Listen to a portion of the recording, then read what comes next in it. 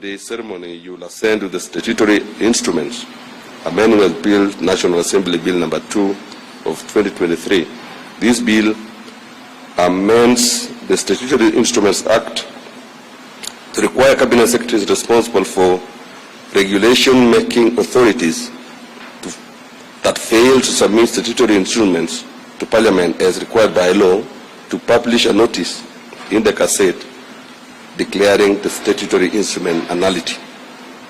Your Excellency, with the National Assembly having discharged her law-making mandate, Your Excellency, as the head of state and government, is most graciously petitioned to exercise your presidential prerogative as vested in you by Article 115 of the Constitution to assent to these 7 pieces of legislation.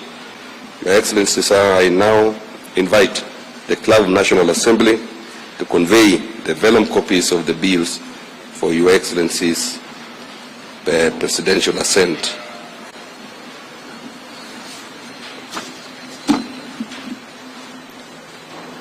Your Excellency, today morning I have the instructions of the Speaker of the National Assembly to present to you 7 sets of bills which were passed by the National Assembly on the last week before it went on recess, being the recess starting on 9th of December, on the 6th of December this year. Your Excellency, the first bill is a Business Laws Amendment Bill, which is a bill that was introduced from the Executive by the leader of the majority party, proposing to amend 8 pieces of statutes, including the Banking Act, the Microfinance Act, and the CBK Act, the Standards Act, the National Electronic Single Window Bill, amongst others. With respect to the Banking Act, Your Excellency, this bill is proposing to increase core capital for our banks up to 10 billion within a time frame of 6 years. The banks will be required to do so in a graduated manner so that our depositors are protected from any risks of collapse of banks. Your Excellency, this bill also brings into the ambit of the regulatory framework of Central Bank the digital lenders, so that digital lenders will now operate under the instructions and legal framework of the and supervisory framework of the Central Bank. Your Excellency, this bill also instructs the registrar of companies and the business registration entity to share information with the Kenya Bureau of Standards when it comes to any persons who register businesses for purposes of manufacturing. This will ensure that Kenya Bureau of Standards also has its own book relating to persons who want to do manufacturing for purposes of maintenance of standards. This bill, Your Excellency, also amends the Kenya Industrial Research and Development Institute Act and the SEZ Act. With respect to the SEZ Act, Your Excellency, this bill provides that those persons who are given license to operate within our SEZs are assured of a tax incentives holiday for a period of 10 years so that there is certainty as they operate. The next bill, Your Excellency, is Kenya Roads Board Amendment Bill, which is a small bill, Your Excellency, which was initially contained in the Finance Act of 2023, but was nullified by court because the court found that an amendment to Kenya Roads Board Act did not have any nexus with a Finance Act, and it was not a money bill. It was therefore reintroduced again by the member for Kikuyu in the leader majority party and went through all the motions and stages in the House. It's a small bill. It is proposing to reduce the membership of Kenya Roads Board from the current 13 to reducing the membership by 3 persons, Your Excellency. And that is in keeping with the requirements of the Mwongozo policy, which speaks to how laws relating to state corporations should be made with respect to corporate governance and composition of our state corporations. However, the bill also ensures that the requisite qualifications and competencies required in the board have still been maintained.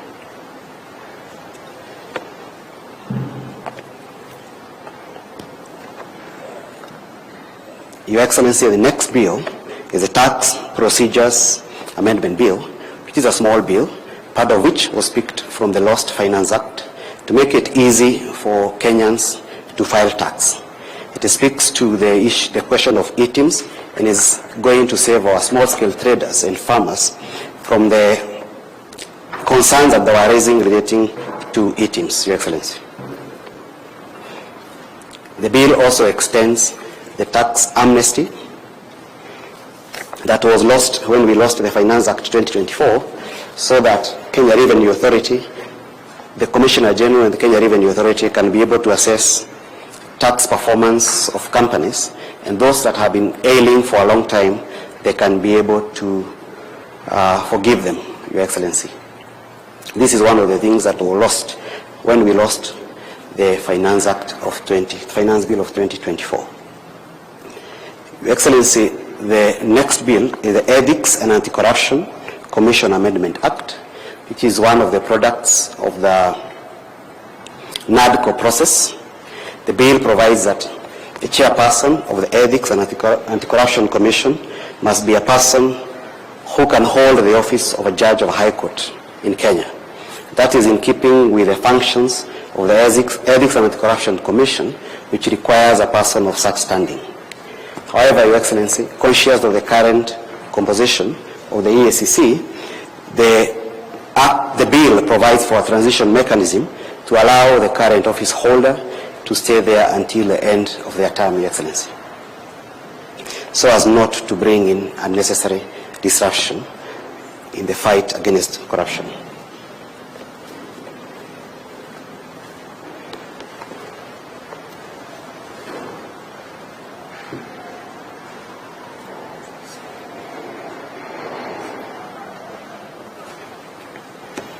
There is still the Ethics and Anti-Corruption Commission Amendment Bill, which is a small bill.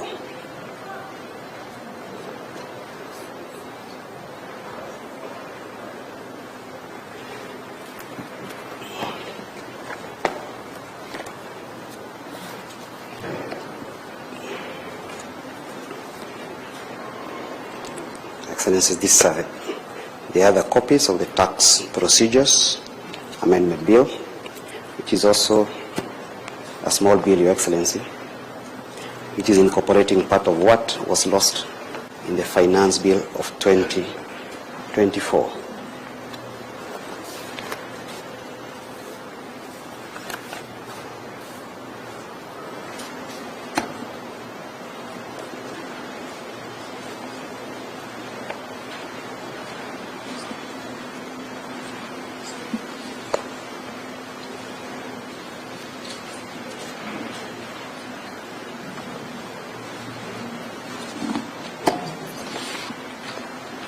Excellency, to be able to conclude with all these bills, both houses of Parliament sat for long.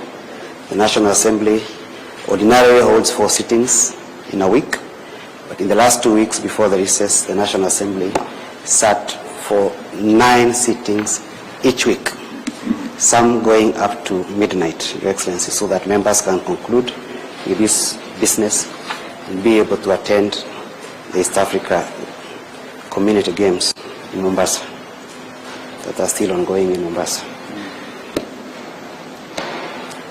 It is hoped that this Tax Procedures Amendment Bill, Your Excellency, is going to incentivize growth of the local steel and construction industry, because it exempts certain provisions of the Africa Continental Trade Agreement from operating for 2 years with respect to our steel industry for items that have been specified, so that businesses and local steel manufacturers do not get an competition which is not healthy from products that come from outside the East Africa community.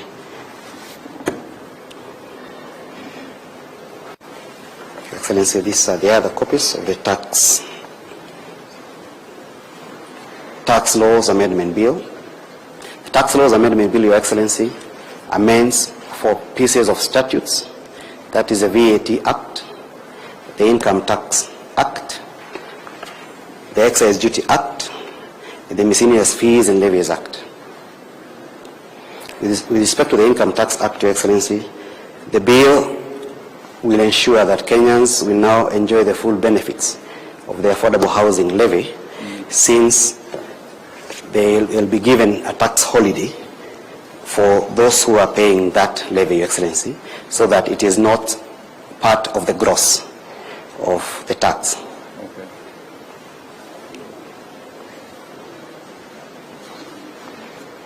The request, Your Excellency. Is it a tax holiday or tax deductible?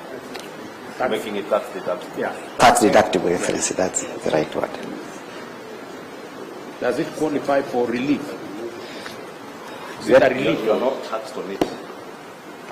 No, before you would pay as you want on your gross. Yes, yes. Including your contribution for food.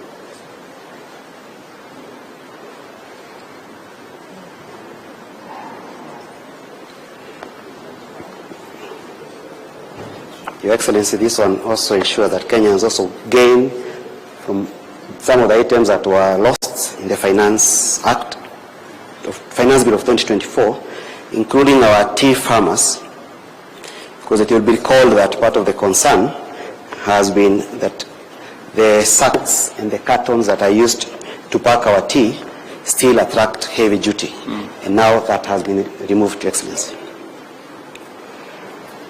The next bill, Your Excellency, is the Kenya Revenue Act Amendment Bill 2024, a bill which was introduced by the leader of Majority Party, largely to do two things.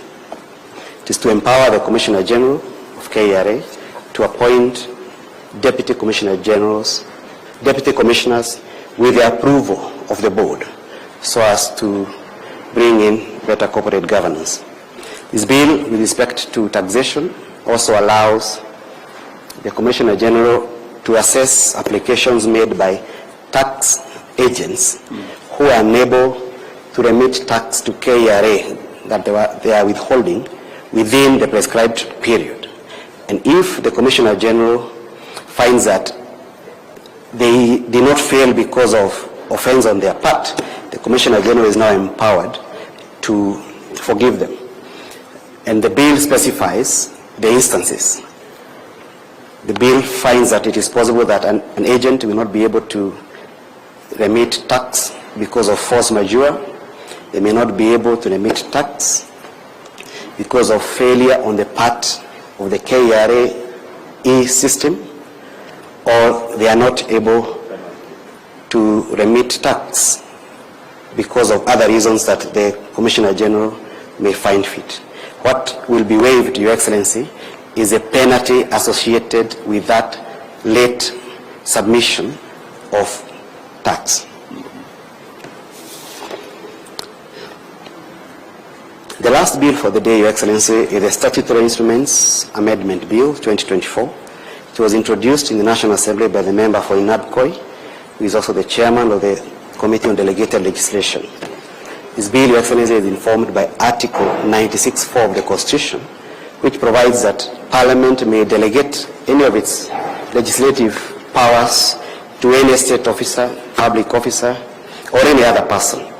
But the Constitution also requires that when Parliament does that, it ought to prescribe the limit, the scope, the purpose, and the standard, so that the delegatee does not go beyond the limit given by Parliament. It's a small bill, Your Excellency, and it provides that whenever Parliament nullifies in total a regulation or part of a regulation, the entity that made that regulation is now required to publish in the Gazette a notification to the public that that nullification has happened. The Act also requires the clerks of both houses to publish that notification in the website.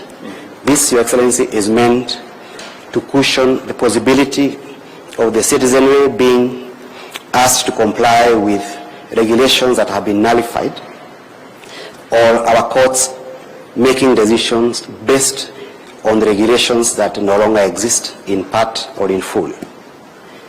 The second and final part of that bill, Your Excellency, speaks to the limit of the penalty that may be given to a person who contravenes regulations. Currently, Your Excellency, the Statutory Instruments Act limits that to not more than 20,000 shillings, and both houses of Parliament thought that was too low and may lead to non-compliance.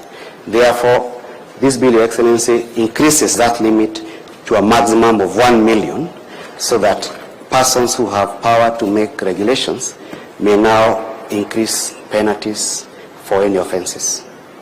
Would it have been better, to say a percentage instead of a figure? Because that figure of 1 million in another 10 years may again have a lot. Excellency, I seek your leave to join the rest. Thank you, sir. So, done. Thank you, Excellency. We now request you to give a copy of the 7 Acts of Parliament to the team led by Prime Cabinet Secretary on the executive side, and then to National Assembly led by the Speaker.